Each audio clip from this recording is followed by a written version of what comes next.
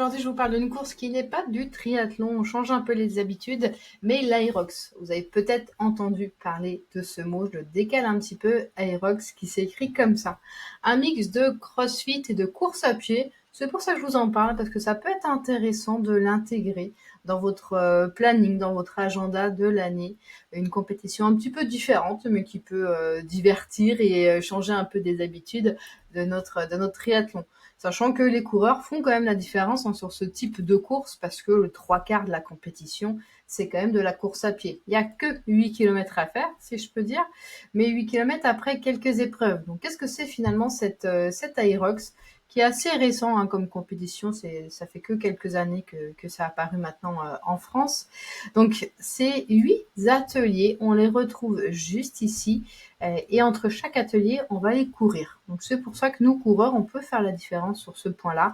On va commencer en allant courir effectivement 1 kilomètre et on aura l'atelier numéro 1. On va recourir 1 kilomètre, on aura l'atelier numéro 2, 1 kilomètre, l'atelier numéro 3, etc., etc. Donc chaque atelier est donc ponctué d'1 kilomètre de course à pied, souvent en intérieur, c'est 2 tours de piste et puis après vous irez dans la zone en question.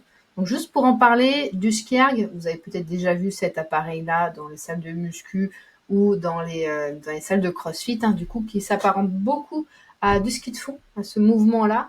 Ce qui est pas mal pour nous aussi, c'est très très proche du crawl. Donc si un jour il fallait sauter une séance de piscine et si vous avez un skierg à la maison, c'est parfait. Donc c'est vraiment l'image numéro 1. Donc ça, il y aura 1 kilomètre à faire. Bon, ça prend 3, 4, 5 minutes, 6 minutes max. Et puis vous passerez donc à l'atelier suivant. Avant, vous ferez vos 1 kilomètre. Puis vous irez sur le slide push. Donc c'est pousser un gros chariot sur une espèce de pelouse qui pèse, je vais revoir les poids avec vous, cette push, voilà, et là ça va être selon votre catégorie. Vous allez pousser pour les plus légers 75 kg, pour les hommes 125 kg pour les pros derrière. 175 pardon pour les pros. Donc voilà, ça vaut vraiment selon votre catégorie, on va vous présenter un poids différent. Pendant qu'on est là, je vous présente aussi les types de catégories. Donc effectivement, le poids de pas mal d'exercices vont dépendre que vous soyez une femme, un homme ou que vous soyez en mix. C'est-à-dire que vous avez une équipe, un homme et une femme, vous avez des équipes que de femmes ou que d'hommes, ou vous êtes en section professionnelle et du coup, tout ça va changer les poids qu'il faudra derrière porter. Donc cette push, je fais ça sur 50 mètres. Je vais aller courir 1 kilomètre, je vais faire du sled pull, donc ce même chariot, mais cette fois je vais le tirer avec une corde vers moi sur 50 mètres, je vais courir mon kilomètre, je vais faire des burpees, sauter là en avant, il va falloir que je fasse 80 mètres de burpees, donc ça c'est un peu long, moi c'était mon atelier un peu qui me hantait, je savais que ça allait être le plus dur, je pense que ça a été effectivement le plus dur, le plus long et le plus cardio, enfin ça tape fort. On va recourir 1 kilomètre, on a du rameur. Donc, vous connaissez tous le rameur. Moi, c'est ma station, en tout cas ici, préférée, que je savais que j'allais récupérer. Donc là-dessus, je pense que c'est une des stations que l'on préfère. On est retourné courir. On a fait du farmer's carry, ça veut dire quoi? Porter 2 gros poids comme ça sur le côté, sur 200 mètres, avec un poids qui est entre 16 kilos pour les femmes jusqu'à max 32 kilos pour les élites hommes, si je peux les appeler comme ça. 1 kilomètre de course à pied, on va faire des fentes lestées, il a un petit poids sur les épaules, ce gentil monsieur. Un poids entre 10 kg pour les femmes, 20 pour les hommes et 30 pour les pros. Ça peut commencer à faire 100 mètres de fente.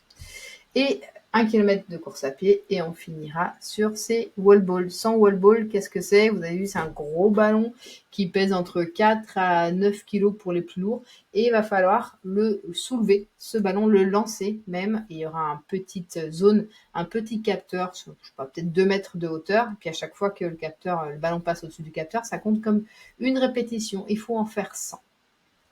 Donc voilà les règles du jeu, 8 ateliers à faire, 8 km de course à pied entre tout ça, plusieurs catégories, vous avez vu, soit vous le faites tout seul, soit vous le faites en binôme, il y a même des relais, on peut être jusqu'à 4 personnes, donc chacun de ces 4 là courra 2 km course à pied, fera à un atelier et ça se relaiera de cette façon-là. Donc plein de choses qui peuvent être sympas à faire en équipe aussi. Moi, je l'ai fait à 2. Donc on s'est pas mal amusé en tout cas. Et c'est pas juste on court ensemble. Ah, petit détail là-dessus, tout le monde court. Même en binôme en tout cas, quand vous êtes en duo, vous courez tous. Par contre, les ateliers, les 8 ateliers que je viens de vous montrer, on peut se les partager. Typiquement, les 80 mètres de burpees, vous pouvez faire chacun 10 mètres, puis après c'est toi 10 mètres, et après c'est moi, et moi je me repose pendant que tu fais tes 10 mètres, évidemment. Si votre binôme est super chaud et que les burpees c'est son truc préféré, qu'il a envie de faire les 80 mètres, il peut faire les 80 mètres. On vous laisse complètement libre sur la répartition, vraiment c'est selon les forces de chacun. Donc ça peut être sympa, une petite stratégie de binôme, de où est-ce que tu te sens le mieux, qu'est-ce que tu as envie de faire, et aussi qui commence. Ça a été une grosse question pour nous. Qui est la meilleure en course à pied, le ou la meilleure en tout cas, parce que le meilleur va arriver encore plutôt frais, normalement en cardio pas cramé, et pourra commencer l'atelier le plus rapidement possible.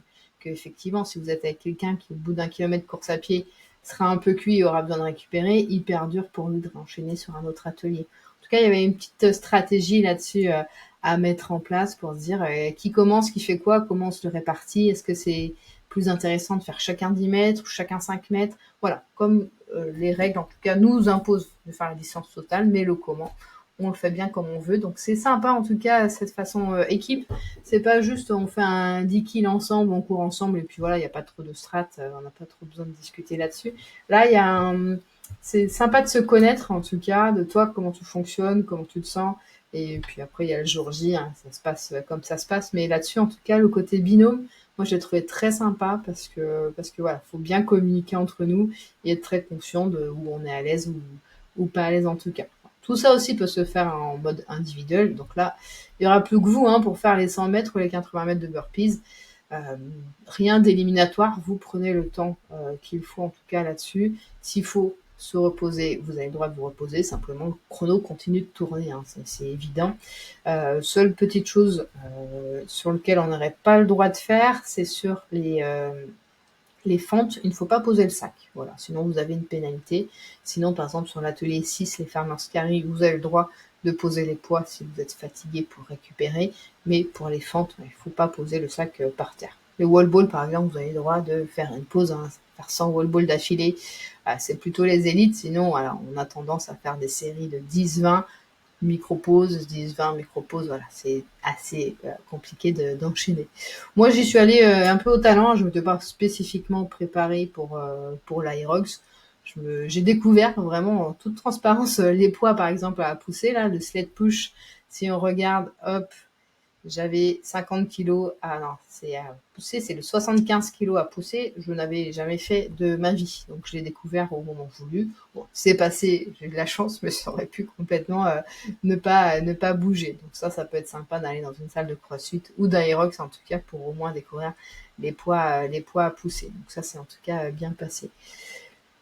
Le lieu, juste pour vous en parler, en tout cas, j'ai fait celui d'avril 2025 à Paris, au Grand Palais. Aerox, par contre, ils savent faire des choses en grand, incroyables sur ce niveau-là, de s'entraîner au Grand Palais à Paris. C'est un lieu incroyable, vraiment, c'était magnifique. Une ambiance de dingue, vraiment là-dessus, ils savent organiser et trouver des beaux lieux. Donc là-dessus, en tout cas, incroyable de s'entraîner dans cet environnement-là. Les spectateurs, l'ambiance, la déco, enfin vraiment, on est dans une ambiance wow, on a envie de se dépasser, quoi. On se sent vraiment, on a envie de se transcender dans ce lieu-là. Et beaucoup de monde. C'est vrai qu'il y a des vagues tout le temps, toute la journée, il y a des vagues de départ. Ça part toutes les 10 ou tous les quarts d'heure. Tous les quarts d'heure, il y a 20-30 athlètes qui partent pour faire le circuit que je viens de vous donner. Donc en fait, il y a toujours du monde. Et même vous, quand vous êtes à votre 7e, 8e atelier, quand vous repartez courir, eh bien, vous avez ceux qui sont en train de partir de la première vague ou de la deuxième vague, du deuxième atelier. Voilà, on fait que ça, que d'être aussi avec les autres. Donc, on n'est jamais tout seul. Il y a toujours du public pour encourager tout le monde des vagues suivantes. Donc ça, c'est vraiment chouette en tout cas comme façon de fonctionner. Le fait que voilà, ça tourne, il y a toujours du monde. On voit et on côtoie les pros et après il y aura les mix et après il y aura les individuels qui seront là. Là-dessus, voilà, ils ont bien trouvé le coche en tout cas pour attirer du monde. Il y a des entrées spectateurs. même à regarder, c'était vraiment très chouette.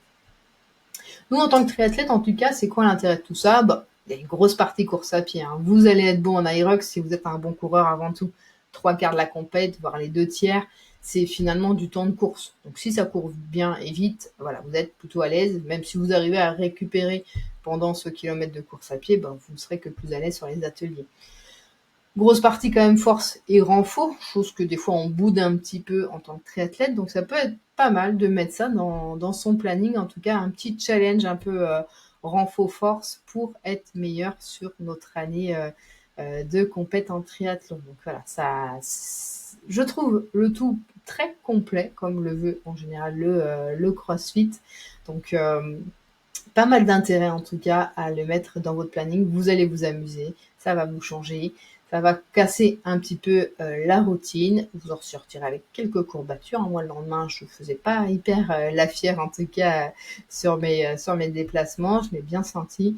Et puis, je pense qu'il y aura une envie de remettre ça, hein. En France, il y a eu quelques lieux en tout cas plutôt sympathiques. Si vous allez sur le site de l'Aerox, ils vont dans des belles villes, Barcelone, Atlanta, ils sont à Londres, à Berlin, voilà, ils sont dans beaucoup, beaucoup de pays. Et là, ils reviennent sur la fin d'année à Paris. Donc, il y a 2, 3 dates, j'ai envie de dire, en France. Et puis après, vous en aurez un petit peu partout dans le monde, de plus en plus, hein. Ça vraiment, ça marche bien en ce moment, en tout cas, l'Aerox. Donc, il y aura de quoi vous faire plaisir. Voilà, j'espère que j'aurai apporté ma petite touche, ma petite expérience de ma compétition Aerox et que ça vous aura donné envie peut-être d'en savoir plus ou peut-être un jour de vous inscrire. Le prix de la compète, hein, de mémoire, on est autour de 150 € quand même. Donc ouais, c'est un dossard pas des plus les moins chers en tout cas à acheter. C'est une expérience à vivre. Moi, je vous conseille en tout cas. J'en ferai pas tous les mois évidemment pour ce budget-là, mais à vivre, ouais, c'est vraiment quelque chose de plutôt sympa à ajouter dans la to-do list des choses à faire. Voilà, très bonne journée. Si vous avez des questions, n'hésitez pas à interagir avec nous. Bye bye.